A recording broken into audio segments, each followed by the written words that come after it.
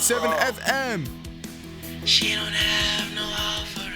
Welcome back again to the Jake Green Show. As promised, head coach John Bowler has joined us of the Parkland men's basketball team. Coach, thanks for coming in this afternoon. Almost, we're here 11:30. But Coach, tell you what, how about this? Coming off of a national title, the first time in 40 years. Just first emotions on that. First off, appreciate you guys coming, having me out, doing this, allowing us to kind of support the team and put ourselves in a situation where we can kind of get to as many students as we possibly can. But emotions are pretty high, obviously, right now. Probably one of the highlights of my life for sure. I think a lot of our guys as well feel the same way. But the support from the school has been unbelievable. I think it's shown how special of a moment it is. Talk about, too, a year ago, you were 1 point short of a natty, right? You get to the big game, and you come up one short, and then you have a whole nother year you got to wait now to be able to go back and do it, and you were able to. So you get 2 appearances in 2 years, and then you get a natty on this trip. I mean, talk about the journey a little bit for this last year. Yeah, no, I was hoping you didn't even have to bring that one up, but no, from that standpoint, I mean, we talk about it with our guys a lot. Making the national championship as hard as is. Like, I mean, last year Kirkwood beat us in the final game, and they didn't even make it back this year. So being able to kind of make the tournament, which has been 3 years in a row for us. We've won the region 3 years in a row, which is the first time in school history, and I believe the first time any school has done that in the region. But then being able to not only just get back to the national tournament, then get to the national championship, and then overcome and exercise a little bit of the demons, have a full circle moment. There's a lot of people that were like, you're going to get back, you're going to get back. We just didn't think it'd be this quick. I think it helps with the guys who went through it last year, Jaden Martin, Grant Chamberlain. They kind of were able to guide our guys about this may be your only shot. So kind of capitalizing it was a huge point for us, but it's an unreal feeling. So run me through some of this, Coach. How long have you been at Parkland? And actually, let's even start back a little further. Why basketball? What makes basketball so special to John Bowler? So for me, it was I was always into sports. I had 3 older brothers. Grew up in Chicago. In the early or the mid to late '90s, I was in probably 5th, 6th, 7th, and 8th grade, and I'm not sure if anybody knows, but there's this guy named Michael Jordan who played basketball for the Bulls, and it kind of really made me interested. Wait, that's a real person? Who's this guy? Yeah, exactly. Who's that guy? Exactly. I've never heard of Michael Jordan. I was in Michael Jackson, man. Yeah. So some of the kids nowadays might forget with all the great players out there, but no, Jordan was in his second run and second three-peat, and I was able to kind of watch that. I love basketball. I love the idea of it. I played football and baseball, but the more I went along, I just kind of loved the sport. And then I say it a lot to our guys. I'm a plan A guy. Like I don't believe in plan Bs. Like so, you follow your dreams, you chase your plan A. And for me, that was basketball. So turned into playing Division I at Eastern Michigan. Ended up having a great career. Ended up leading the MAC in scoring and rebounding my senior year. Averaged 20 points, 11 rebounds a game, 3 assists. And then had an opportunity to get in the NBA. Went in the NBA draft in 2006, went undrafted, ended up playing 6 years overseas, was going to play till the wheels fell off, had some injuries, and they fell off early. Then decided that I kind of wanted to veer that passion that I had for playing into coaching, where I just didn't want to get rid of the game, didn't want to get away from it. And it's led to 13 years in coaching, and a lot of that at the junior college level. I did 1 year Division II at Delta State in Mississippi. I did 5 years at Des Moines Area Community College, which is in Iowa, and then spent 3 years as a Division I assistant at Wisconsin-Milwaukee, and then did 4 years now. We just finished our 4th year at Parkland. Awesome. Your 4-year resume is pretty dang good, huh, Coach? I mean, 3 years there to make a trip to the Natty, and obviously really close last year, and then you get it this year. So I'm going to open up though to the panel. Again, we still have Clayton Evans, Alex Ziegler, Joe, and Austin. Gentlemen, any questions for Coach here on our first base layer?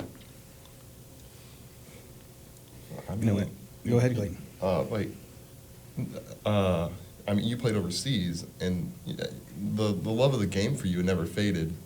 And I've had a friend who got injured in his high school, and how did you get through that, of like the emotional I can't play anymore? Mm-hmm. Yeah, no, that's a struggle for a lot of athletes. It's a great question. There's a mental side and identity that attaches you to the sport. Anytime you're doing something for that long. A lot of people see you as not just maybe a human being or a person. They see you as, hey, John Bowler, that's the basketball guy. That's the basketball guy.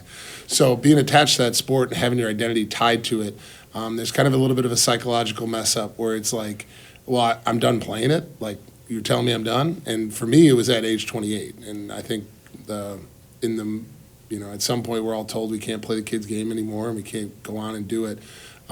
It was really tough at first. I think when I was able to manifest it into my coaching career, it helped me a lot because it seemed like I was always involved in that team, that tribe. Like, we always had a group of guys that they always believed in each other, and there's a common goal. So as much as it was different because I couldn't put on the jersey and go play, there was a lot of similarities there, and those similarities kind of helped me transition a lot better than maybe some other people have. So great question, but I just think like finding that next passion where you can put into that next team was the biggest thing for me. Gentlemen, anything else on the panel here? Joe. So, Coach John Bowler, how are you guys celebrating? And afterwards, is it get back to work time, or like how's the off season gonna look now? Yeah, we actually had a couple guys, some of our freshmen were in the locker room yelling back to back already, and they want to run it back and all that stuff. I'd like them to enjoy the moment. We've had some guys that have already gotten in the gym and started to get shots up and started to go to work. I think it's a simple process for us. We work with our sophomores because, obviously it's a 2-year institution. The goal is not only to win here, but then move on. We're going to work with them on some of their Division I offers and Division II offers and see where they stand and, decide on what school would be next for them and the best fit. For our freshmen, we have our end of the year meeting, and we go through that process. And once we go through it, we're putting ourselves in a situation of who's coming back, what's that going to look like, what their roles are. And then I think the follow-up for that was just getting back to where we're at now. 2 years ago, our goal was we wanted to be 80 minutes better than the year before. And we got to the national championship game, and we were 1 minute away. It was probably 17 seconds. It came down to 1 point, 1 possession. But this year our goal was, we kept saying we wanted to be 1 minute better than last year.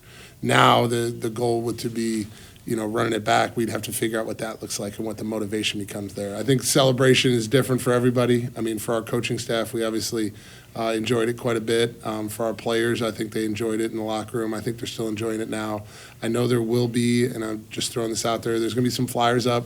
On Monday, there will be a celebration in the Commons area over by what used to be called Betsy's Bistro, but by the bookstore at noon, there will be a kind of a celebration of types for everybody to come. So I think we can share that, but as much as we can share with the community is great.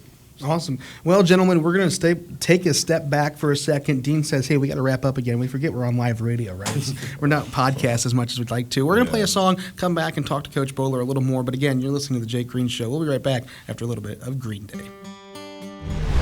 Wake Me Up When September Ends by Green Day, a great track. Well, again, we have Coach John Bowler of the national champion Parkland College Cobra men's basketball team, Clayton Evans, Alex Ziegler, Joe, and Austin as well. And, gentlemen, let's talk about this year for the Cobras. We kind of summarized it some, asked Coach some questions to begin with.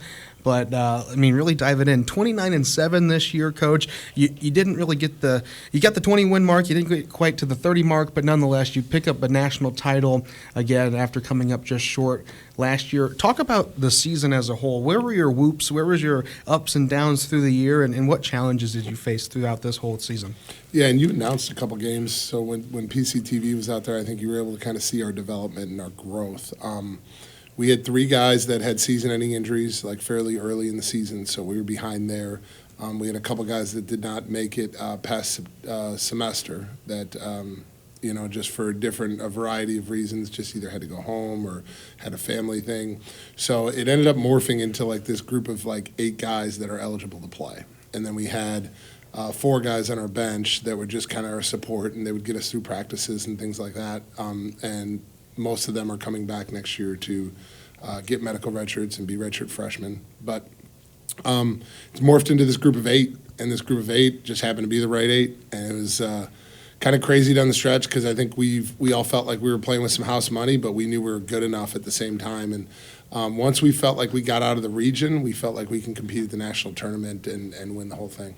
Talk about a little bit. I know your demographic of players is really interesting too. I know a year ago, and really I think all of our sports here, we get outside of the U.S. too. We bring in international students, and for your squad, if I'm not mistaken, you have 2 Australians on your squad, right? Talk about some of your your demographics there and your process of recruiting, right? Because that's a really interesting thought. When I first got here, I wasn't really thinking that I would see folks from around the world playing sports at Parkland, but yet we do. And so, talk a little bit about your process with that.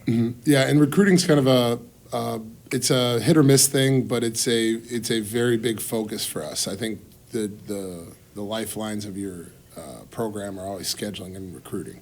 You got to have the talent to win games, but you also got to put yourself in a position where you're not playing too tough of a schedule, maybe too easy of a schedule. You want to be able to put yourself in a situation where you can get at large. But from the recruiting standpoint, we kind of cast a big net. We go out and try to find the best players possible that aren't just the best players, but they're our fit, and they fit what we do, and they fit our school and our town and our city, and they could live here and really enjoy it. I know, it's kind of crazy, but Jaden's from Milwaukee, Grant's from Orlando, Florida, and then we have Igor is from Montenegro, and then we have Cody and Kai who are from Australia, but then we also have 2 guys from Monticello and from Champaign. So it's just kind of a mix of great kids, and we're looking for great people. I think you win with culture and personnel. I'm a big personnel and relationship person, so getting the right people is most important. I was going to say, what are your program values? I know I've worked with a few head coaches over my time as a manager in high school and such, and everyone had their kind of own, I wouldn't say mentality necessarily, but almost. Like, what was your program's identity, I guess? What were those things you stuck to and said, hey, guys, on day one, this is us? I think a lot of times the program mirrors their head coach. So from that standpoint, my core values, number one is devotion. I mentioned that plan A type situation. You got to have passion for it. If you don't love basketball, it's hard to play for our program because we're so intense about the objective of playing basketball. It's the same thing academically. If you don't want to do the work academically in class, to stay on the court, then you're just not gonna work out here. So I think that devotion's there. I think it's authenticity. I'm the type of coach that I would want to have played for, and a lot of that has to do with honesty, truthfulness up front. And I know every guy in that locker room knows exactly where they stand because I told them the truth. As John Wooden said, I don't lie because then I don't have to remember what I made up. So from that standpoint, I think those 2 things are it. For the most part, from a personality in the culture, and then from a basketball standpoint, it's about competing. I just love guys that get out there and compete, and they don't complain about practice, they don't complain about lifting, they don't complain about the things that you need to do to be better on the court. They just show up and they compete every day. I find that if you find players that love to practice and love to do the things necessary to be great, then they're probably going to be really good for you come game day. So I think the competition is where we live. Coach, looking at the national title game as well, I mean, you get there, obviously, I'm sure your mind's racing, the team's racing, you get back to this point and have the opportunity. You have to play 80 minutes of basketball yet, but you get to this game and you know that the opportunity is there, right? And you have I'm just looking at our Parkland College website here as well. You see Jaden Martin with 34 points in the ball game. You mentioned Chris Bush. He's a Champaign guy, 12 points on the night as well. You get all these guys mixed in. Again, you have 8 guys that are able to help you out, but it's a really strong group. But nonetheless, you get there, you're able to work through it. And I know we kind of talked about it a little bit earlier, but when you get down to those final few seconds and you have that lead and you just it's happening, what was that first thought in your head of, hey, we did it, guys? Yeah, man, it was kind of a relief, because they made a run late. We had control of the game probably the majority of the time. They made a run, they took a lead, and they went up by 4, I think it was. And then I didn't feel pressure. I don't think we ever felt like we had lost the game at that point. It felt like we still had some control over it. And then, when you have guys that execute at a high level and played at high level competition, I think it just shows out. And seeing Jaden do what he did this year specifically. Last year he was in the national championship game. He didn't play great. He got in foul trouble. And this whole year, I mean, it's funny. We have a video on our Instagram account where they posted a photo of him saying redemption and Grant saying redemption because they got back. But in that video, he says he wanted to be an All-American, he wanted to be National Player of the Year, and he wanted to win a national championship. And the guy kind of called a shot in October. So seeing his play in the national championship game, it doesn't shock me. It's just who he is and who our team kind of becomes, and they just stepped up. And like I said, I never really felt like we lost control of the game. I always felt like we had it. And then that last kind of, there was a stoppage with 0.4 seconds on the clock, and we were going to the free throw line, and it was Trey Welter from Monticello, but we knew the game was over. And I think everybody, the anticipation, like we had a whole bunch of fans there, and everybody just knew it was kind of a moment that we all deserved. So. I did get to see a video, too, of you being able to go to your family and a job like you have, not only in the athletics world, your administrative duties here at Parkland, but as a coach as well. That takes a lot away from your family, I'm sure. And being able to have that moment to be able to hug them and rejoice in them and know that all that hard work and maybe time away is worth it now. And it really just – what was that feeling like to be able to just to hug them and go, hey, guys, again, we did it? Yeah, it goes back even further than that. I know last year we talked about it a little bit, and there were some moments there. But like when we were at Milwaukee, we kind of were on the backslide, and we knew we were not going to be retained as a staff. And my family was there after kind of our last home game. We had lost, and they ran up and they hugged me, and they kind of knew it was the end. Like they knew there was going to be another chapter. They didn't know what it was looking like. There was an uncertainty of it. It's a coach's life. Then we ended up here at Parkland. Then we go to the national championship game last year, and we lose. And I think they saw all the fruition of like, oh, Dad's going to like get over the hump and going to get there, and all these good things are going to happen now. We started winning, and then we lost. And that moment where they ran out to me last year, they were crying tears of like frustration, disappointment, like sadness. And then this year, having them run out and kind of having that full circle moment again and celebrating with them, it was pretty good. It was pretty cool. One of the coolest. So. Gentlemen, any other coaches or any questions for Coach? There we go. Austin, you got one? Joe, anyone? Anything for Coach? I just want to say congratulations. Yeah. Good, hard-fought season. Glad you guys came in with the natty. Yeah, congratulations. Yeah. It's a hard-fought season. Like Jake said, even though you didn't get 30 wins, it's 29-7. 29-7 in a national title is going to go down in history.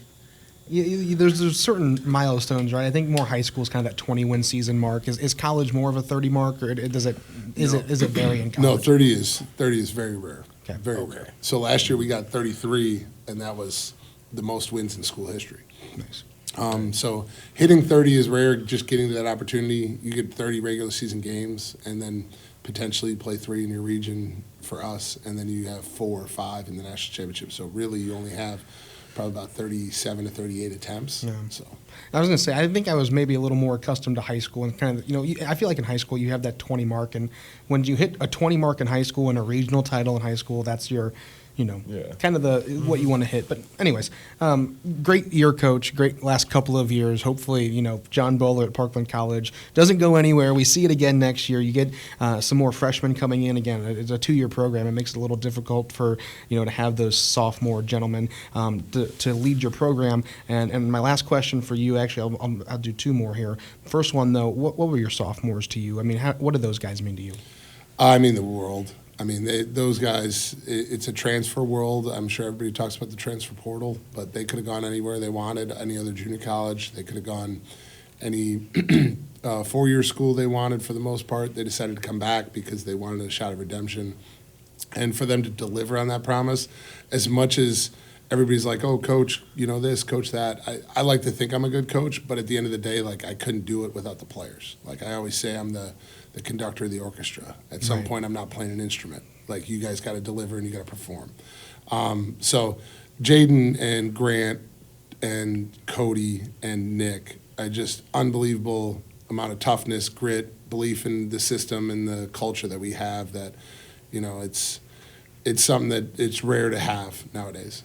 Coach, one last question. I ask this to all of my guests I can. One piece of advice to someone listening at home, whatever that may be for you, just a piece of advice you would tell someone on the street what's something someone needs to hear today? Words of advice from Coach John Bowler. Man, that might be the hardest one. I would go back to being plan A people. Like, just find your plan A, do what you want to do, chase it. Don't run into something else. Don't bail yourself out, because let's be honest, you can fail at plan B or plan C. So why not just chase your plan A? And if you fail at plan A, so what? Pick yourself up, go right back after it, be right back to plan A. I mean, look at our group is the exact point in that. You know, we lost in the national championship game. They didn't complain. They didn't go do something else. They didn't change sports. They didn't leave school. They just jumped back on the horse and started riding again. So. What a story, Coach. Thank you so much for coming in today. Again, head coach John Bowler of the Parkland College national title team. So nice to say, after 40 years of a hiatus from a national title. Coach, thank you so much for joining us Thank today. you guys for having me. Awesome. We're going to get back again with our panel as we'll get Coach out of here and play a little bit of music as well for those of you listening again here on WPCD. You're listening to the Jake Green Show. We'll be back for hour number 2 after a little bit of Coldplay.